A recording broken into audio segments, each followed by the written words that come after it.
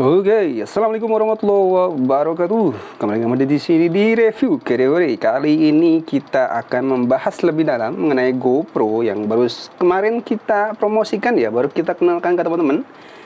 Kenalan di segmen kenalan dengan GoPro Hero 5 kami. Kali ini kita akan bahas lebih mendalam untuk kamera mungil ini seperti apa performanya di 2025. Kita saksikan saja videonya.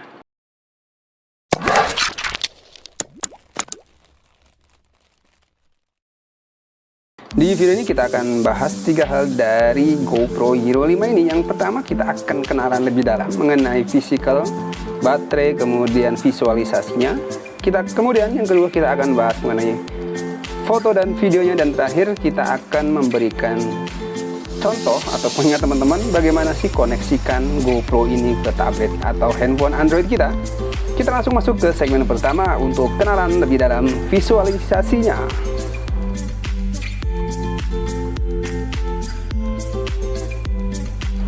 Oke, GoPro Hero 5 ini secara visual oke ya, ini masih mungil, nyaman sekali buat kita untuk vlogging ya, vlogging yang perlu pergerakan banyak, namanya juga action cam ya, bukan vlogging yang santai. Kita coba lihat dimensinya ya, dimensi secara fisikal kita ukur nih, kita sudah punya mikrometer.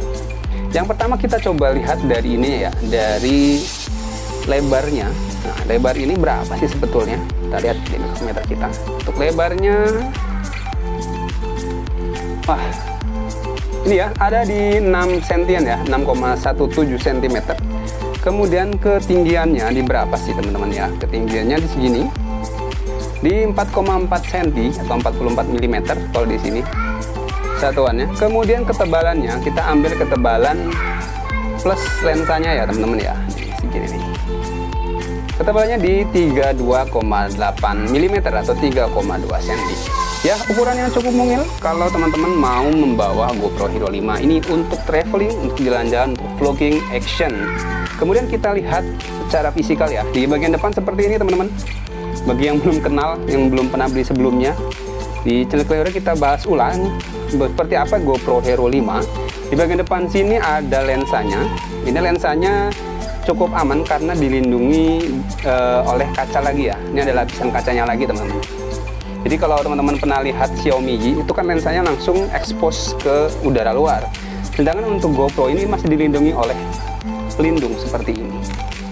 Kelihatan nggak? Nah ini nih. Nah ada pelindung seperti ini jadi lebih aman. Kemudian di sini ada LCD yang menampilkan informasi dasar teman-teman. Kita buka ya, bentar ya.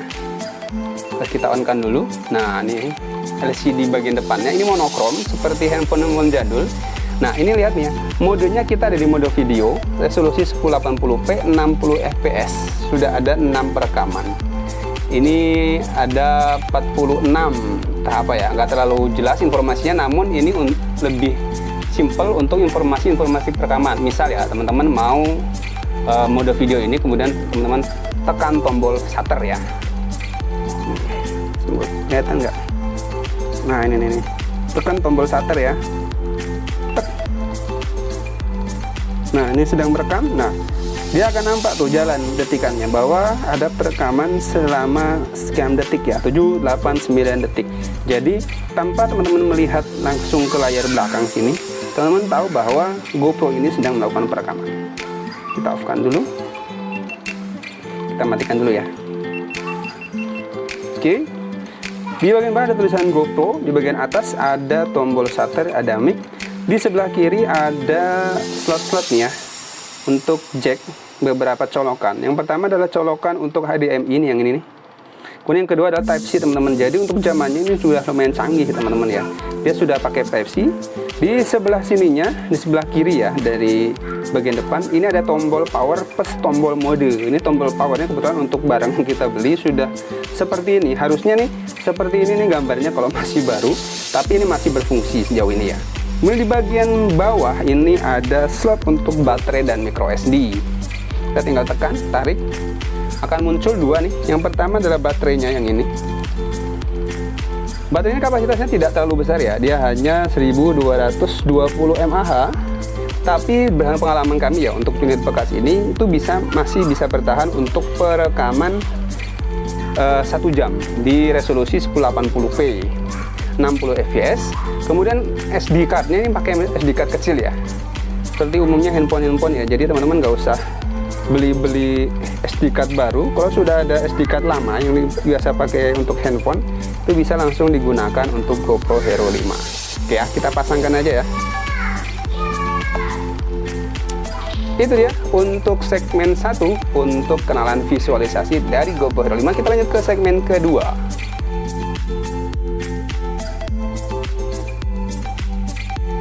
Oke, kita ada di segmen kedua. Kita akan bahas sedikit mengenai fitur video dan fotonya ya teman-teman ya. Oke, ini teman-teman, ini tampilan depan dari GoPro Hero 5 Black. Ini yang black ya. Ini ada tulisan seperti ini, ada informasi mengenai jaringan WiFi, ada GPS, ini lagi nggak aktif. Kemudian ada informasi berapa lama lagi sisa dari SD card-nya, bisa merekam dengan resolusi settingan yang sedang disetting di depan ini. Kemudian informasi-informasi mengenai ini ya, mengenai low light setting, kemudian settingan warnanya seperti apa, yang mana kalau kita geser sini nih tuh ada settingan-settingan seperti ini. Mulai dari ini settingan manualnya teman-teman ya. Jadi teman-teman bisa setting manual, mau colornya itu mau color GoPro atau flat. GoPro ini biasanya sudah disettingkan color gamut dari GoPro-nya ya, kecerahan, kemudian kejernihan, brightness-nya, kemudian kontrasnya itu sudah disetting oleh GoPro-nya. Tapi biasanya teman-teman yang profesional itu terkadang menggunakan yang mode flat ini teman-teman ya. Jadi nantinya teman-teman bisa atur lagi warnanya sesuai dengan kebutuhan teman-teman ketika melakukan editing seperti itu. Kita pakai GoPro aja ya biar lebih mudah sih ya. Kemudian ada white balance-nya bisa diatur, ISO-nya diatur, shutter speed-nya diatur, kemudian exposure compression-nya, compensation-nya juga bisa diatur, sharpness-nya, audionya high, pro tune-nya apakah ini di-reset atau tidak. Digeser lagi ada fitur video stabilization. Jadi meskipun ini kamera jadul, itu sudah ada video stabilization-nya. Meskipun secara performa berdasarkan pengalaman kami sih belum terlalu sebaik handphone keluaran tahun 2026. Kemudian ada auto low light. Ini kalau teman-teman ada perekaman di malam hari atau di cuaca yang mendung, ini bisa menyesuaikan sendiri GoPro-nya supaya tampilan gambar masih tetap oke. Kemudian yang terakhir adalah manual audio control. Ini kita bisa pilih misalkan mau nggak diganggu oleh hujan atau angin, ini bisa disetting di wind. Cuman kali ini biasanya kita pakai stereo saja ya, supaya bisa merekam lebih jernih ya dari berbagai sisi. Seperti itu settingan yang tambahan yang mungkin bisa teman-teman temukan di geser ke kanan. Kemudian fitur lain adalah geser ke bawah. Geser ke bawah nih. Nah, geser ke bawah ini ada dua menu, yaitu connect sama preferences. Yang connect ini biasanya digunakan untuk ini ya, kalau mau konekkan ke tablet ataupun HP Android menggunakan aplikasi GoPro Quick. Nanti kita praktekkan di segmen ketiga ya. Kemudian ada preferences, ini layaknya settingan biasa ya teman-teman ya. Settingan biasa, salah satunya ya ini ya. Seperti itu, ada GPS-nya di-on-kan, video formatnya apa, editingnya seperti apa. Itu ada di settingan ini. Seperti itu. Geser sebelah kiri, teman-teman akan menemukan galeri. Nah, galeri inilah yang akan teman-teman bisa preview hasil foto videonya seperti apa dari GoPro Hero 5 ini. Backnya cukup di swipe ke bawah saja. Oke, itu dia untuk perkenalan dari visual foto dan videonya. Sekarang kita lihat fitur-fiturnya. Untuk beberapa modenya kita bisa pilih mode video, ini ya gambar perekaman video, mode foto, sama timelapse. Kita nggak akan banyak bahas timelapse karena jarang sekali mungkin orang pakai ya untuk penggunaan awam. Kita akan sedikit bahas mengenai video dan fotonya. Kita mulai dari video saja ya, supaya lebih singkat. Untuk video, resolusinya bisa dari 480 sampai 4K. Namun biasanya kita pakai di 2,7 sama 1080K. Nah, kalau 4K itu resolusi atau FPS-nya ada hanya mentok di 30 FPS. Tapi kalau teman-teman pilih yang 2,7K itu FPS-nya bisa 60. Kalau pilih di 1080p itu FPS-nya bisa di 120. Nah, FPS 240 kapan? FPS 240 itu mulai muncul di settingan 720p, dimana dia bisa 240 fps. Namun untuk penggunaan saat ini saya rasa untuk FPS untuk resolusi yang paling baik, nah itu masih di 1080p. Kita setting di situ saja ya. Kemudian field of view-nya teman-teman nih. Kalau GoPro atau action cam itu biasanya field of view-nya lebih lebar. Nah, opsinya ada banyak sekali teman-teman ya. Opsi ini bisa mati atau hidup bergantung resolusi dan FPS-nya. Kita pakai yang all rounder saja ya, 1080p 60 fps. Itu field of view-nya bisa muncul semua. Mulai dari super view. Nih. Super view ini paling wide teman-teman ya. Lihat ya. Di sini ada keyboard aja, kelihatan di sini tapi nggak kelihatan di kamera perekaman ini ya. Kemudian di berikutnya di bawahnya, di bawahnya itu ada wide. Nah, ini sudah sedikit menyempit seperti ini tampilannya. Di bawahnya lagi masih wide, masih sedikit wide, itu di medium teman-teman. Medium ini hampir seperti rata kamera biasa, cuman masih ada efek fisheye-nya di pojok-pojoknya teman-teman. Nah, sedangkan yang rata yang biasa digunakan pada kamera normal adalah mode linear. Ini sudah tidak ada efek fisheye-nya sama sekali. Kemudian untuk narrow ini lebih zoom lagi, lebih rata lagi dibandingkan linear. Kalau linear kan rata tapi dengan jarak yang hampir sama dengan field of view yang di atasnya. Kalau narrow ini seperti agak di zoom setengah, bukan setengah ya, 1,5 nggak sampai 2 kali ya teman-teman. Itu untuk mode videonya. Yang berikutnya untuk mode fotonya. Mode fotonya tidak ada opsi untuk megapikselnya. Pilihannya cuma satu, yaitu 12 megapiksel saja. Teman-teman cuma bisa mainkan di field of view-nya saja, bergantung pada kebutuhan teman-teman saat perekaman. Mau perekaman seperti apa, mau wide, mau linear, atau seperti apa, itu bergantung kebutuhan teman-teman. Namun ini ada fitur tambahan, di mana hasil fotonya itu sudah ada raw formatnya, sehingga teman-teman bisa bisa mengedit atau post processing dari hasil foto yang dihasilkan. Misal kita di linear ya, ini muncul nggak ya raw-nya ya, sebentar ya. Temporary disable for current setting, jadi ini raw-nya nggak ketemu, dia baru bisa akan muncul adalah ketika di flat kayaknya sih ya. Coba ya kita flat kan. Oke, nggak mau. Kita coba cari lagi ya, kenapa dia tidak mau. Ini harus di wide coba ya, kita coba di wide ya. Nah, di wide baru dia aktif. Jadi fitur-fitur yang sebelah kanan ini kadang aktif kadang enggak, bergantung dengan mode yang teman-teman settingkan. Seperti itu. Setelah ini kita akan lihat beberapa demonstrasi, beberapa mode video dengan beberapa field of view dan beberapa resolusi. Kemudian kita akan kasih foto serta aktual penggunaan yang pernah kami gunakan saat jalan kemarin ya. Berikut videonya.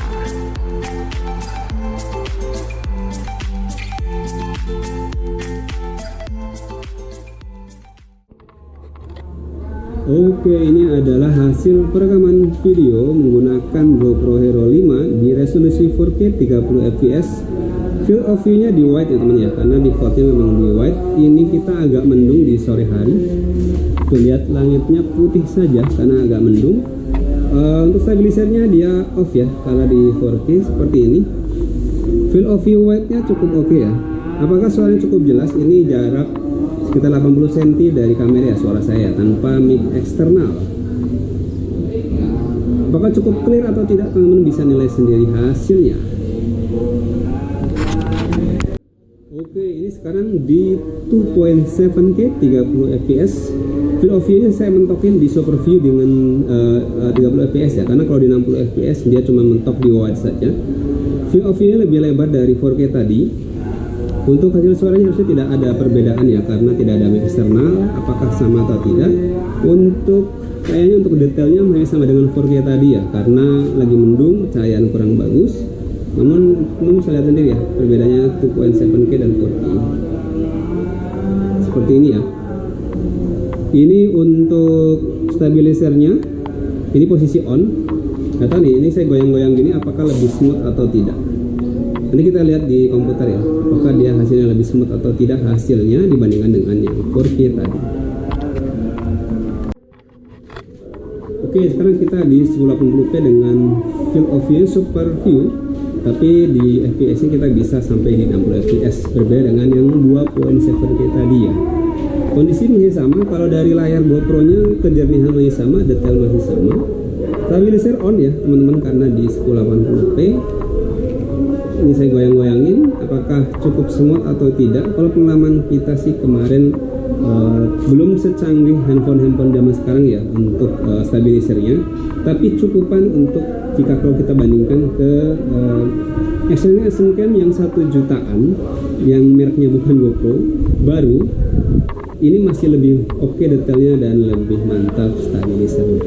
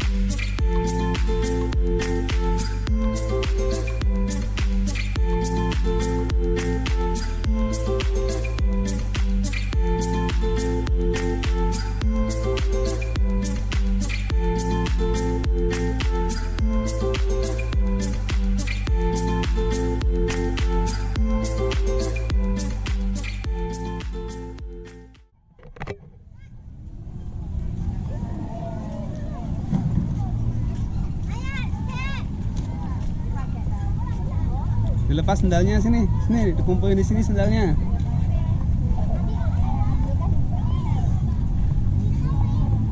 Hati-hati ya, pegangan Bing.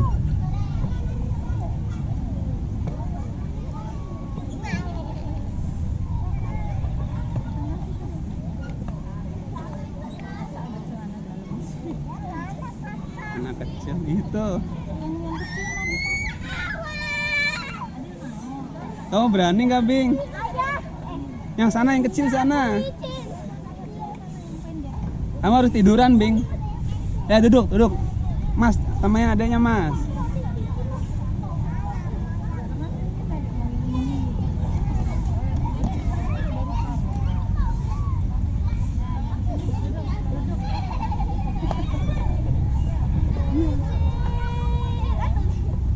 Ayo, Abi nggak bisa.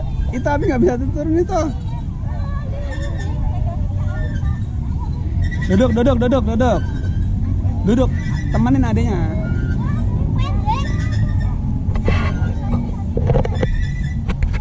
Lampunya besar sekali ya. Bagus. Ini banyak yang mainan juga. Kalian udah kenyang kan? Gak usah nyari makan lagi. Belum kenyang.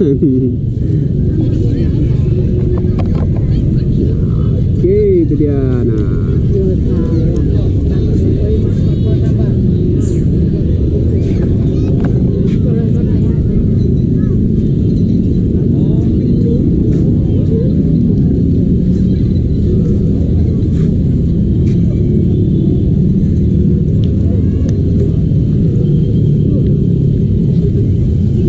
Cimorinya deh. Cimori.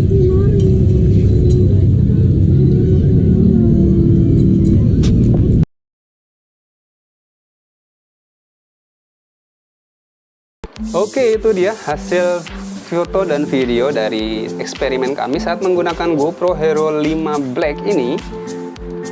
Teman-teman tidak bisa mengharapkan detail yang sangat detail ya, seperti halnya kamera pada umumnya atau kamera handphone, karena ini adalah action cam ya. Action cam itu dirancang untuk fokusnya itu bukan fokus yang pada satu titik, biasanya fokusnya lebih melebar sehingga dia cenderung untuk menjernihkan semua yang ada di layar, sehingga detail-detail khusus beberapa objek itu tidak bisa diperkuat di kamera ini. Di segmen ketiga ini kita akan bahas mengenai konektivitas antara GoPro dengan tablet atau HP Android. Yang kali ini kita akan praktekkan dengan tablet saja ya. Kita akan ambil dulu tabletnya. Oke, ini dia tablet kita. Seperti ini ya. Ini tablet yang belum sempat kita review ya sebetulnya ya. Oke, teman-teman tinggal cari saja aplikasi namanya GoPro Quick. Ini logonya seperti ini, GoPro Quick. Tinggal tekan seperti ini.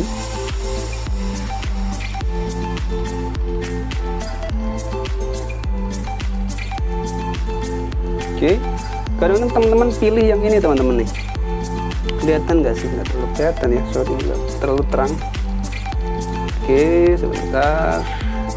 Kotor sekali, mohon maaf ya. Karena dipakai anak-anak. Nah, ini dia. Paling pojok ini ada gambar GoPro. Tinggal tekan. Nah, ini sudah connect teman-teman. Kebetulan sudah connect. Jadi bisa seperti ini. Nah, tidak hanya bisa mengkontrol, ini kan bisa ngontrol nih. Kita lihat ya. Nih, ketika sudah connect, ini connectivity kan gampang ya, seperti konektivitas Bluetooth biasa. Konektivitasnya double ya, bisa double, bisa Bluetooth saja atau Bluetooth plus plus WiFi. Untuk saat ini modenya hanya Bluetooth nih. Kalau hanya Bluetooth seperti ini, dia bisa kontrol untuk merekam. Teman-teman saksikan ya. Kita pencet logo rekam ini, otomatis GoPro-nya akan merekam. Nah, itu. GoPro-nya sudah merekam. Tidak hanya itu, teman-teman juga bisa live view teman-teman. Live view ini bisa pilih yang mana ya, sebentar. Nah, ini enable preview teman-teman. Nah, kalau enable preview ini nanti dari tablet Androidnya akan otomatis mensinkronkan dengan WiFi. Jadi tidak hanya mensinkronkan dengan Bluetooth saja, tapi juga dengan WiFi. Jadi apa yang tampil di GoPro juga tampil di tablet ya. Lihat ya teman-teman ya. Ini sangat membantu kalau teman mau pakai GoPro ini untuk konten dimana kita harus melihat diri kita, jadi bisa ketahuan. Nah, contoh ini nih. Nah, ini dia. Ini kan, kita bisa melihat kita sendiri. Di sini muncul, jadi kita tahu nih apa yang terekam di sini dan apa yang sedang terekam di situ. Seperti itu, simpel sekali teman-teman ya. Selain itu, teman-teman juga bisa lihat hasil dari media yang sudah disimpan, sudah ditangkap oleh GoPro kita. View media, teman bisa lihat nih, bisa di preview semuanya, kemudian bisa di play semuanya teman-teman. Jadi sangat menarik sekali, sangat fleksibel. Kemudian di GoPro Quick ini juga jangan lupa ada fitur untuk edit teman-teman. Ini nih. Nah, fitur untuk edit, saya pernah edit beberapa video nih seperti ini. Jadi ada fitur edit ini, dia semi AI. Jadi dia bisa mendeteksi hasil-hasil perekaman yang direkam dari GoPro ini, kemudian dia otomatis sinkronisasi dengan beat musik sehingga menjadi karya yang instan tapi mudah untuk digunakan. Itu dia untuk review GoPro Quick dari GoPro Hero 5 yang kita review kali ini. Nah, itu dia semua 3 segmen dari pembahasan GoPro Hero 5 di tahun 2026 ini. Cukup menarik teman-teman ya, untuk kamera kecil action cam di tahun 2016 diterbitkannya masih cukup oke sih ya untuk kaum carry-hore atau kaum mendang-mending. Dengan harga ya seperti yang kita sampaikan, tidak sampai 2 juta, sejutaan kecil saja itu sudah mendapatkan berbagai fitur dengan resolusi nggak kaleng-kaleng teman-teman. Ada 4K dan 2,7K. Sebuah resolusi yang cukup mantap, yang sulit untuk teman-teman dapatkan di handphone atau kamera mirrorless ataupun kamera apapun, dengan harga yang sama dengan kualitas yang cukup mantap. Semoga informasi ini menjadi inspirasi atau menjadi referensi buat teman-teman yang mencari action cam bekas. Harga terjangkau namun kualitasnya masih layak untuk diperhitungkan di tahun 2026 ini. Mungkin ini bukanlah review kondisi baru yang akan menggambarkan performanya secara utuh, namun bagi kaum mendang-mending atau kaum carry-hore ini menjadi referensi yang patut untuk dipertimbangkan. Ahmad dari review ini. Wassalamualaikum warahmatullahi wabarakatuh. Mantap, bagus ya. Oke.